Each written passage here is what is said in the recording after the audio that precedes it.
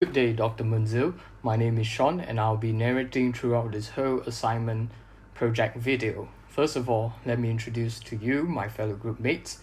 Our group consists of Tan Yi Hang, Lim Yi Xuan, Fung Yu Qi, Pung Kian Bang, and myself. We are from group number 5. Our assigned project assignment question is the ethics of lawyers in the legal profession. Basically, in this video, we'll be discussing comprehensively about the ethics of lawyers in terms of acceptance of brief, the conduct in court for lawyers, the do and don'ts on advertisement, as well as the general conduct of an ethical lawyer. Generally, an advocate solicitor is required to act for any person that intended to accept legal service as required under Rule 2 of the Legal Profession Practice and Etiquette Rules, 1978, which is also known as the cap rank rule. This is shown in Rondell and Rawlsley, where the court held that it would be tragic if the legal system provided no reputable defenders, representatives, or advisors for the people, as this would allow barristers to choose their clients. However, there are special circumstances where an advocate and solicitor may justify his refusal to accept a brief.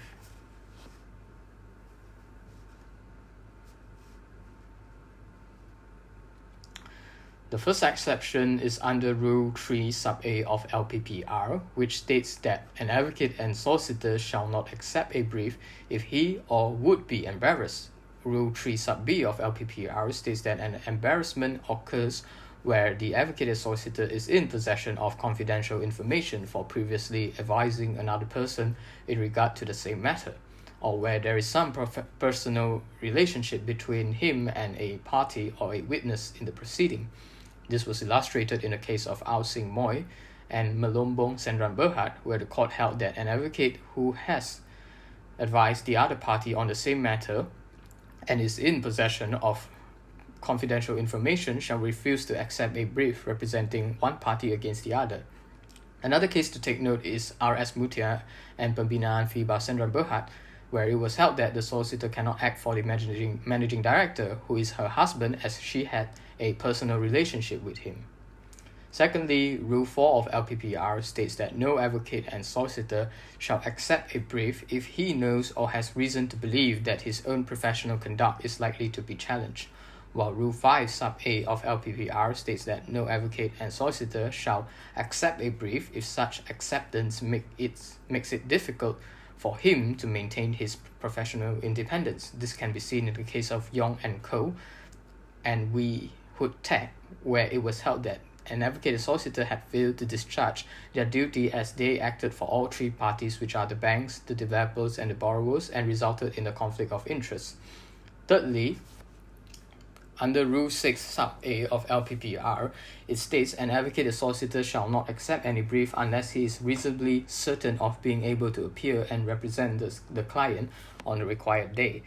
Rule 24 sub A of LPPR states that an advocate and solicitor shall make every effort to be ready for trial. Rule 24 sub B of LPPR states that a postponement may be applied for a good and strong reasons only. Rule 24 sub C of LPPR states that it would be improper to apply for postponement in the absence of other counsel unless in emergency situation or a 48 hours notice has been given.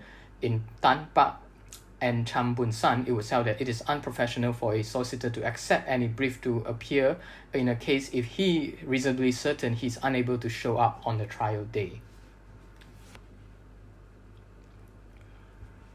Fourthly, Rule 27 sub A of LPPR states that an advocate and solicitor shall not appear in any matter which he is directly pecuniarily interested.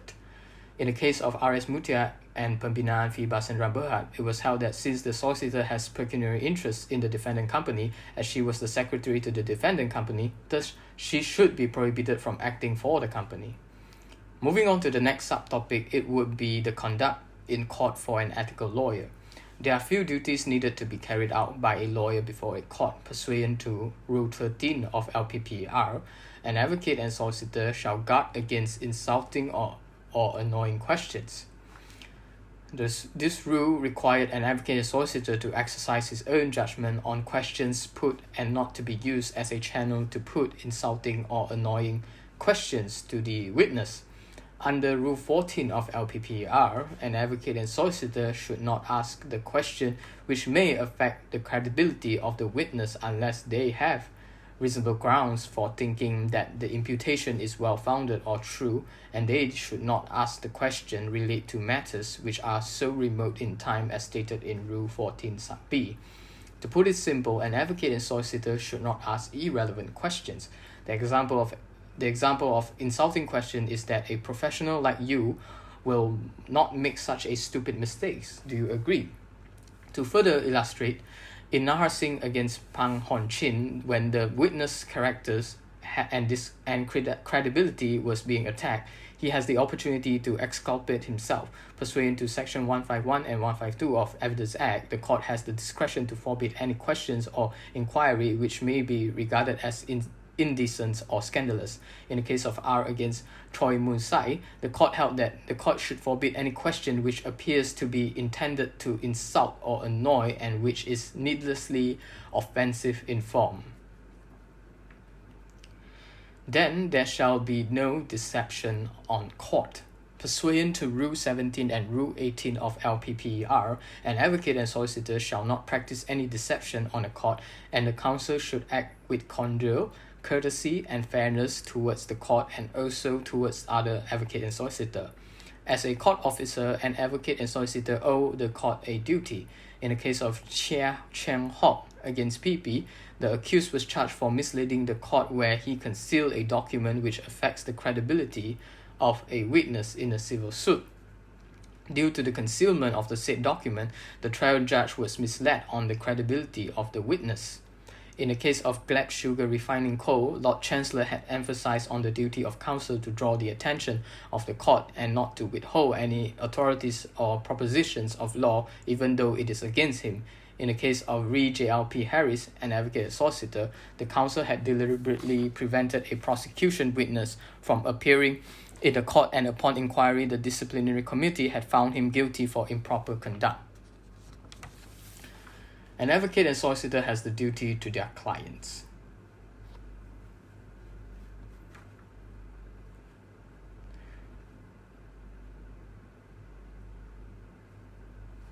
Furthermore, an advocate and solicitor has a duty to their clients.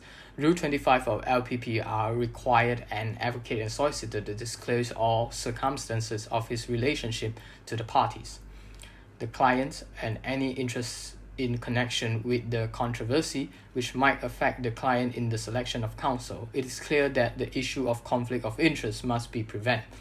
This rule has direct relevance with Section 126 of Evidence Act, which prohibits the counsel to disclose any communication made to him, content to the document, and any advice given by him when he was appointed as an advocate. Rule 36 of LPPR gives an obligation to the counsel to use his best effort to prevent his client from doing things which an advocate and solicitor himself ought not to do, particularly with reference to his conduct towards the courts and judicial officer. The counsel should terminate the relationship when a client persists in such wrongdoing. In Dato' Wong Gek Meng against Patamatan, the court held that the solicitor should not act only with strict fairness but also with an attitude of openness. In respect of common law, the solicitor by his retainer must be skillful and careful. In Zainur bin Zakara against PP, an advocate solicitor shall act with all due courtesy to the tribunal, uphold his client's interests fearlessly, the interests of justice and the dignity of the profession without regard to any unpleasant consequences to anyone.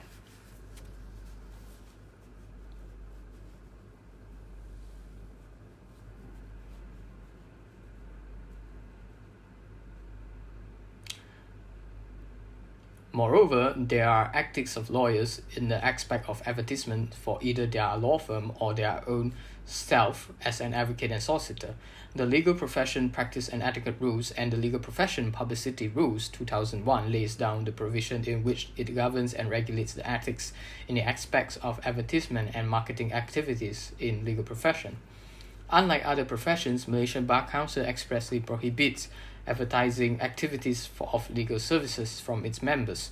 This is provided in Rule 4 sub 1, in which an advocate and solicitor shall not publicize his practice or practice of his firm, or permit or allow any of his employees or any other person to publicize that practice in any matter except in accordance with these rules. The above Rule 4 permits the legal practitioners to advertise, but the contents are still restricted to the approved disclosed information, such as the legal firm's names, address, telephone, and fax number. Rule 4 sub 2 provides that lawyers shall not involve himself in professional business by doing anything that will have effect of publicizing his practice or his firm. Rule 5 stated that a lawyer cannot claim to be a specialist or expert in any area of law, and while they are allowed to be interviewed by the press, they cannot publicize their practice in a way that is contrary to the LPPR. This is illustrated in the case of Muhammad Shafi bin Abdullah against Majlis Peguam. The Bar Council had fined the appellant, an advocate and solicitor, for making a public statement as follows: "I am an authority in election law and there are very few of us in the country. I am also one of the world's experts on extradition and mutual assistance cases." One would wonder how would the marketing of a law firm to be carried out? Advertisements publicizing the lawyer's practice or his law firm is allowed under Rule 8 sub 1. However, it is subjected to advertisement publicized in directory approved by the Bar Council. In any other publication which appearance and contents are befitting the dignity of the legal profession or other media permitted by the rulings. Most of us have seen lawyers appearing on interviews, on talk shows or press conference, sharing their expertise opinions.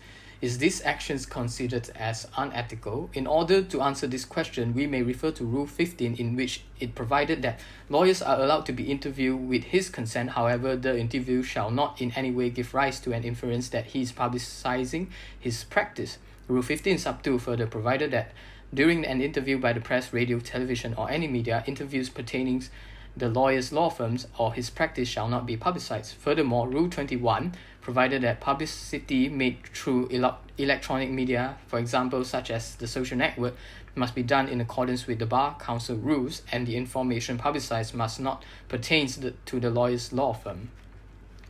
For publication in journal, magazine, and newsletter, it is provided in Rule 13 sub 1, which provides that an advocate or solicitor are allowed to produce for distribution a journal, magazine, or newsletter relating to the practice of his firm, but it must only contain approved information, law notes, or legal articles. However, the distribution can only be made towards those mentioned in Rule 13 sub 2, which are his employees or lawyers in his firm, his or his firm's clients, any person making unsolicited and bona fide inquiries in relation to the professional services provided by him or his firm, or any person to which he has or may have professional dealings. However, must be done discreetly in a manner which is befitting the dignity of the legal professions. Last but not least, we'll be discussing on the ethics of the general conduct of an advocate and solicitor in the legal profession world. In this subtopic, an important ethic would be an advocate and solicitor to act as a witness. According to Rule 28 sub A of the LPPR, it was well stated that an advocate and solicitor shall not appear in a case if he has reason to believe that he will be a witness. To further illustrate, in the case of Abdul Halim and Pengarah Penjara Taiping, the principle in this case is that if a solicitor has reason to believe that he could be a witness in the matter, he should not appear in the matter under Rule 28. Rule 28 sub C of LPPR serves to be an exception, where it mentioned that this rule does not prevent an advocate and solicitor from swearing or affirming an affidavit as to formal or undisputed facts in matters in which he acts or appears. In the case of Million Group Credit Sandran Berhad, where the practice of solicitors themselves filing contentious affidavits in pending application should be discouraged by virtue of Rule 28. To be noted that Rule 28 shall be read together with Rule 29, where an advocate and solicitor appearing for a client should not testify on behalf of the client except when essentials to the needs of justice or merely formal matters. The ethics of legal profession also extend towards the matters of fees for litigious matters. In the case of Leong Chiu Kiong, the contentious matters, any agreements between the client and solicitor as to the remuneration can be enforced by the client. In non-contentious matters, the position is governed entirely by the statutes. With that, we conclude our comprehensive studies and discussions on the ethics of lawyers in the legal profession. Thank you for your time, Dr. Munzil.